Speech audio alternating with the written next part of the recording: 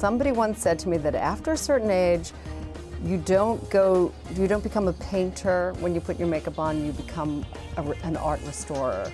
Can you give me some details? I like that. I think basically like a canvas. Right. Especially one that's maybe, say, 300 years old. Oh, thanks. No, but you know what I mean? Something that's old, what they're doing when they're restoring is rehydrating. Okay. They're repainting, but they're putting in the essential oils again, and I think that's what you want to do once you hit say 35 to 45 range mark. Right. You want to definitely focus on hydrating your lashes, hydrating your lips, hydrating your skin. So before I even think about putting makeup on my face, I have to hydrate. Absolutely before. Essential, every day. Oh, that's interesting. Yeah. And okay. the great thing about that is whatever your makeup look is, you're going to have luminous skin, your makeup is going to feel heavy, and also hydrated skin absorbs the makeup really well and gives you that more sort of realistic look to your makeup. You don't look so mask-like. Hollywood women that are in their 35 to 45 to 50 age range, they want the matte center T-zone area, but then now we've realized luminosity on the cheeks. Oh, so rather than just using one foundation, you could use two foundations. So you buy the same color, but one in your matte formulation that you're going to wear every day, and then if you're going out at evening and you want that lovely candlelight glow and the luminosity, fantastic product. Wow. Nowadays there are so many brands, Giorgio Armani, and what they do is they put polymers and they put shimmers and glimmers in there, and it's a great just put it right here. Yeah, just on your brow, not cheek, here, no. just obviously there. not in your T-zone where you're keeping matte. Right, so what you're going to have is two tones to your skin. Obviously you don't want big shiny cheeks when you're 45. It's great when you're 19 perhaps. So you want to just keep in mind that there are products such as, say, Lip Fusion, where they have chemicals in there that you can, not chemicals, but the formulation is that you actually plump your lips.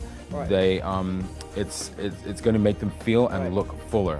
So it's like a quick fix, non-surgical. Yeah, I mean, obviously it's a non-surgical option for people that are in their later 35 to 40 year range. Also now mascara. A lot of women have been wearing the same mascara for practically decades.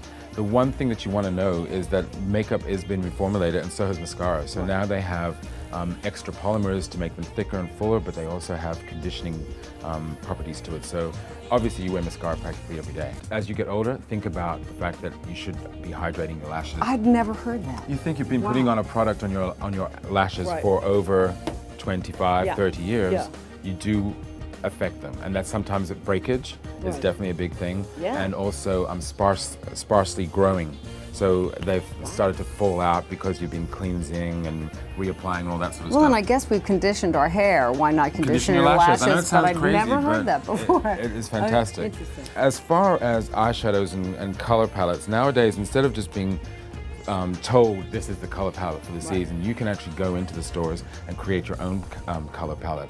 I think that one of the most important things to do is to think about who you are and what you're doing. So if you're somebody that's a very natural woman in the day and at the office, pick 3 or 2 colors that are going to be your stable.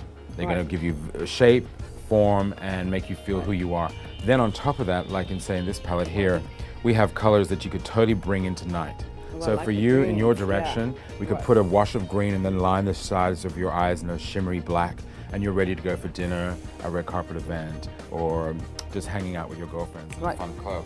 I noticed a lot of color on the runway, you know, like almost pop art colors on your eyes. And I think for an older woman, it's hard to look at the runway and think, now how am I going to own that look? Even though I love that look on that girl, she's 17, how am I going to own that? Looking at key elements, the eyeshadow, the lip or the blush, and owning what's best for you. Say in your case, you have a smaller mouth, so maybe go for the eye look. And looking at makeup and shows and that sort of viewpoint is a great way to come up with ideas to refresh an old and standard way of doing your makeup.